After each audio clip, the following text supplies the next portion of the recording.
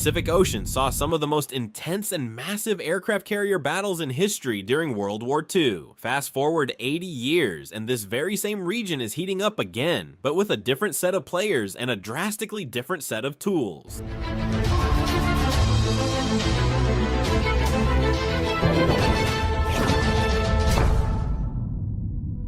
The United States and China are currently engaged in a new type of weapons race. Both countries are improving their naval fleets, increasing the manufacture of vessels, and carefully planning for the potential for future confrontation. America's newest technological giant, the Ford-class aircraft carrier, sits in the center of it all.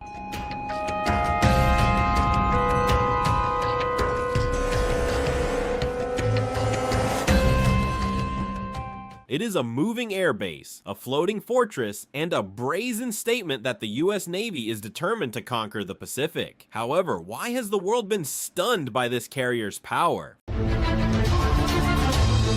From its first conception in 2004 under the CVN-21 program to the keels laying down in 2009, the Ford-class aircraft carrier was never merely another battleship. When the USS Gerald R. Ford CVN-78 was formally put into service in 2017, it was a total redesign rather than just an upgrade.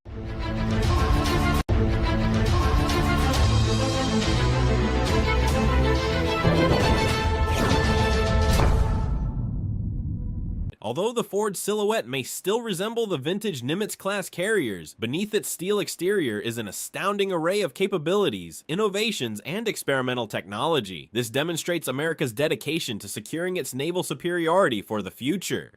There is no denying the Ford class's high price. The ship alone cost an astounding $12.8 billion, plus an additional $4.7 billion for research and development. With a price tag like that, radical transformation is required, not simply small adjustments. With a displacement of 100,000 tons and a length of more than 1,100 feet, the USS Gerald R. Ford is more than just a ship.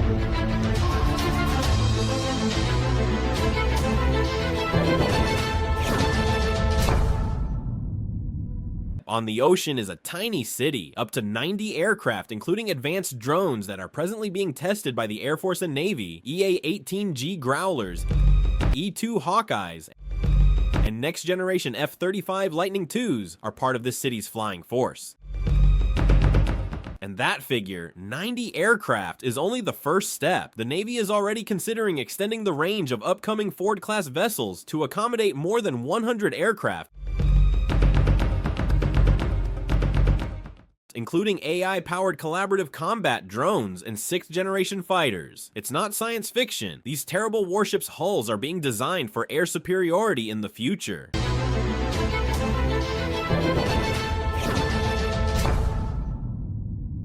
The two A1B nuclear reactors provided by Bechtel that power all of this provide 700 megawatts of thermal energy apiece. To meet the electrical needs of this next-generation carrier, approximately 25% more reactors are required than those that powered the older Nimitz-class ships. From the radar to the lifts, catapults, and other important systems, almost all of the Ford systems are electric.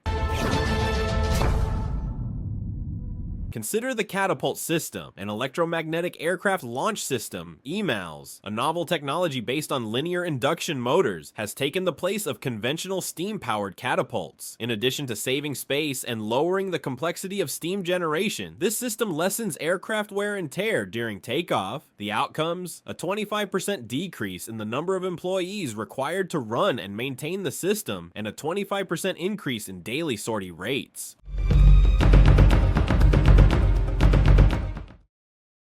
Over the course of the ship's life, that adds up to savings of more than $4 billion.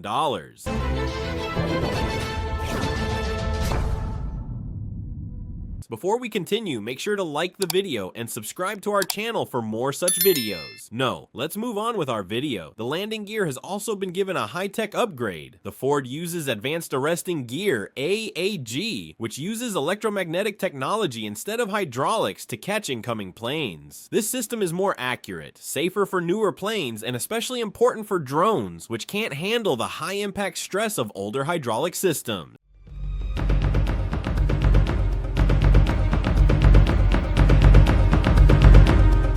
It also turns kinetic energy into electricity, which makes the whole process more efficient and easier on the ship's infrastructure. Of course, it's just as important to get the weapons to the aircraft quickly and safely. The Ford class has 11 advanced weapons elevators that can carry 24,000 pounds at speeds of up to 150 feet per minute. These elevators cut the time it takes to arm planes from hours to just minutes. But making them was a nightmare of trial and error. Engineers put in thousands of extra hours fixing technical problems, but now they work as they should and are proof of how hard work pays off in naval innovation. The ship's radar systems also show how advanced the Ford class is. The Ford's dual-band radar DBR was based on the ambitious Zumwalt-class destroyers. It was a cutting-edge combination of AN/SPY-3X band and S-band radar arrays that could scan low-flying targets in any weather. Later Ford-class ships switched to the less expensive Enterprise Air Surveillance Radar, EASR, which saved each ship more than $180 million.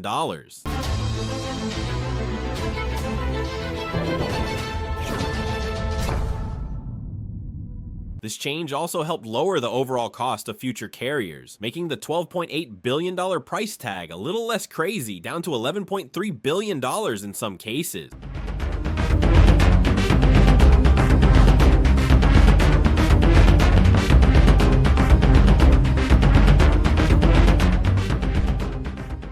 As part of its long-term plan, the U.S. Navy wants to build at least 10 Ford-class carriers. Names like John F. Kennedy, CVN-79, Enterprise, CVN-80, Doris Miller, CVN-81, William J. Clinton, CVN-82, and George W. Bush, CVN-83, are already being worked on or planned for ships other than the USS Gerald R. Ford.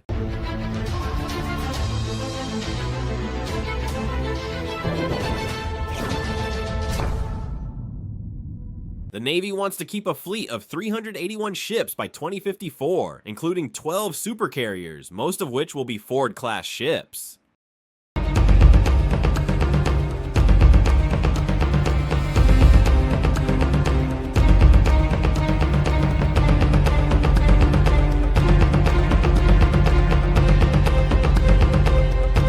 Fujian still has a lot of problems, like being shorter in length, having less displacement, carrying fewer planes, and not having nuclear propulsion, but its very existence shows that China is getting stronger and more ambitious. The KJ-600 AWACS aircraft's integration is even more worrying because it will let China's carrier groups operate more independently and project power far beyond its coastal waters.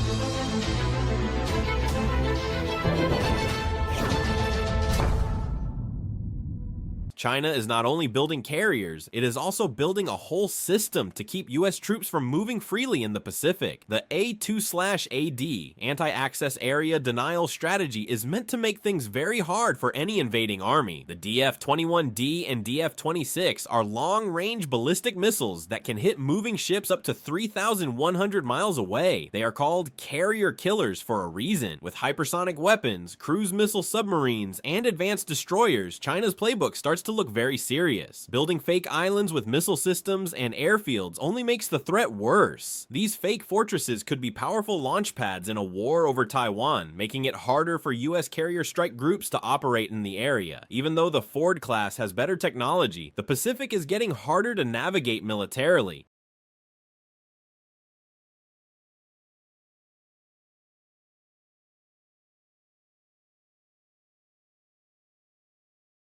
To keep safe operational distances, the carrier groups will have to keep changing, adapting, and coming up with new ideas. The US may have more experience and better logistics, having fought in Korea and the Gulf for decades, but China is quickly catching up.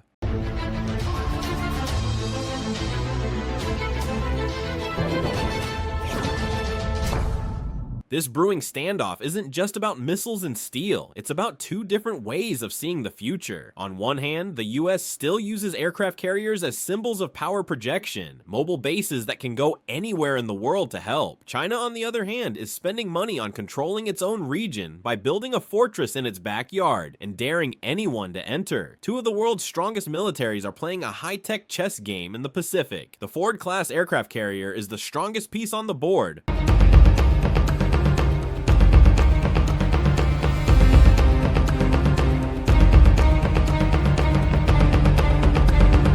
But every time it moves forward, the other side can move back. It's still unclear whether these huge ships will stay the kings of the sea or be challenged by new, cheaper, and harder to find technologies like drones, submarines, or hypersonic gliders. The Ford is more than just a ship right now. It's a symbol, a bold reminder to the world that the US Navy isn't just protecting itself, it's getting ready to take over.